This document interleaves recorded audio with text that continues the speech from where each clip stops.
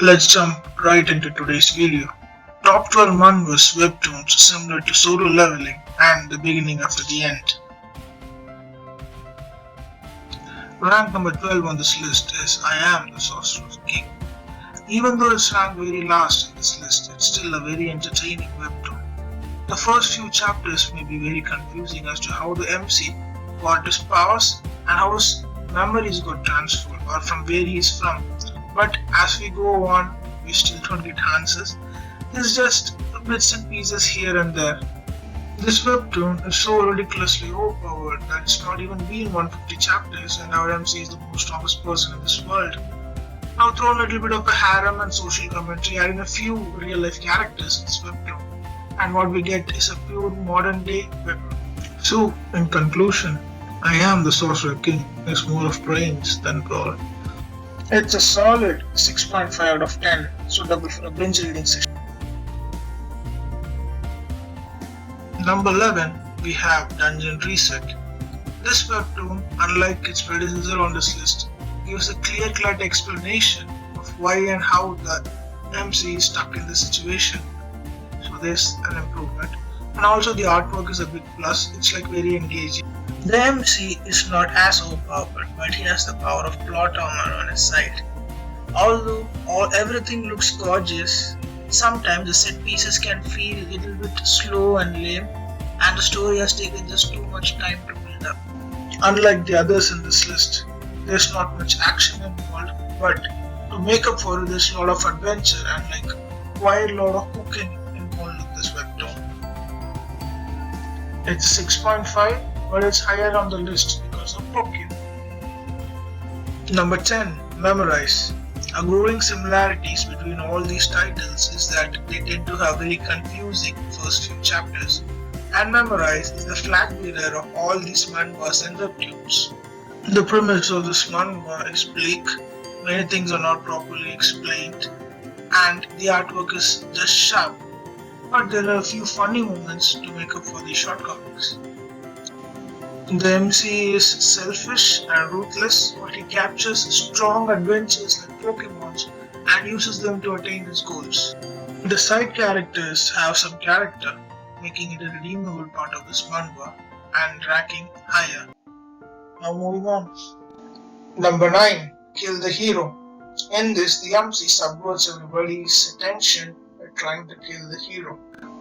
The MC is betrayed and killed, and he gets reincarnated in his body a few years prior to his death, and from there on, his revenge starts. The artwork is good, but lazy at times. The plot is very engaging and keeps us engrossed. The MC has a very anti-hero vibe to him, which is basically the driving force of the entire story. The MC is basically a triple agent spy who dwells in necromancy and sorcery. One of the shortcomings of this manhwa is the lack of side characters. Even though there are a few, they are not utilized properly. The MC is used as a tool of exposition who just hypes up a particular character only to kill them off a few chapters later. It's a solid 7.5 with room for development. Number 8, The Live. This is one of my personal favorites. Even though it's relatively unknown, it has a very strong story, a good build-up, very good artwork, and a very likable MC. Unlike most manhwas, the artwork and the story is engaging and beautiful from the first chapter onwards. That's a huge plus for this manhwa. Another huge plus for this manhwa is the side characters.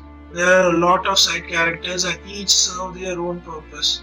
And also, there is no harem involved in this manhwa, and instead of an harem they have included a bromance, thus making the sidekick actually useful and not simply a hindrance for the growth of the MC. The plot is still good even after a plethora of chapters, and I'm hoping great things for this manhwa and hope it will get the recognition it deserves. A solid 8 out of 10. Number 7, The Ranker Who Lived Twice. This is a revenge story set in a fantasy setting. Basically, a brother dies, and the other brother seeks out revenge over the comrades who had actually betrayed and killed him. The story build-up is nice, and they have tried to make the MC as cool as possible, They have taken the mask from Darker Than Black and all the powers from Solo Leveling and such. Some from here, some from there, and there we get a badass MC who's very selfish and a genius to boot. There are a lot of side characters in this manhwa, and in such a rare case, they are used to advance the plot points. Also, these side characters are very well built up, along with these side animals which are brought in. This becomes a great addition to the plot. Solid 8 out of 10. And it's higher on this list because there is Greek mythology also involved.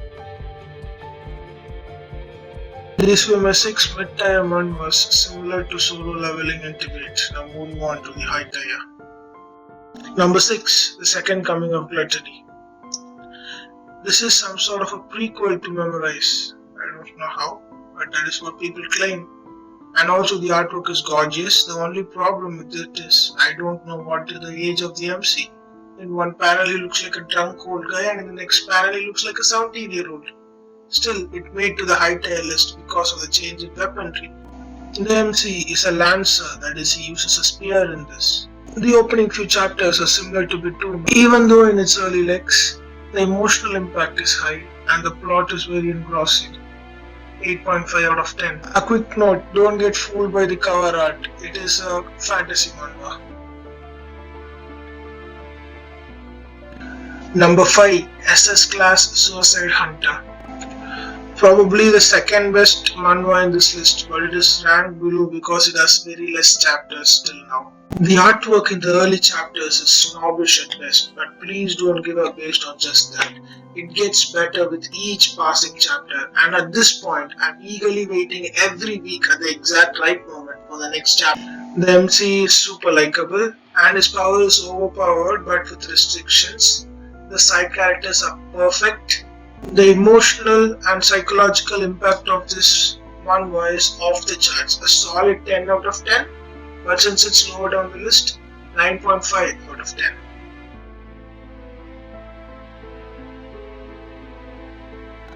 Number 4, Overgeared. This manhwa, instead of taking inspirations from Solo Leveling, has taken inspiration from a totally different manhwa, the legendary Moonlight Sculptor. All the events of this manhwa take place inside of a game, and it is not very clearly explained as to how it seems so realistic, but it is one of the world's most popular game in this particular universe. The MC, through sheer luck, gets a very overpowered class, and how he manages to get profits from this class is the basis of the story. The artwork is beautiful, even though the story lags at some times. At the end of each arc, the amount of hype that the MC receives is surplus makes up for this. And also the comedy is great to boot. A solid 9 out of 10. Number 3, The Great Mage returns after 4,000 years.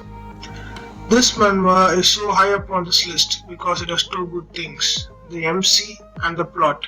The plot keeps it interesting throughout the entire thing, and the MC just keeps getting stronger chapter by chapter. A revenge plot against the demigods who torture the MC for 4,000 years. The basis of the story. The side characters are top notch. They bring so much to the story and helps in the MC's character progression. The action and the power-ups, even though top notch, may become cliche at times, but still, it's one of the best in the business. 9.5 out of 10.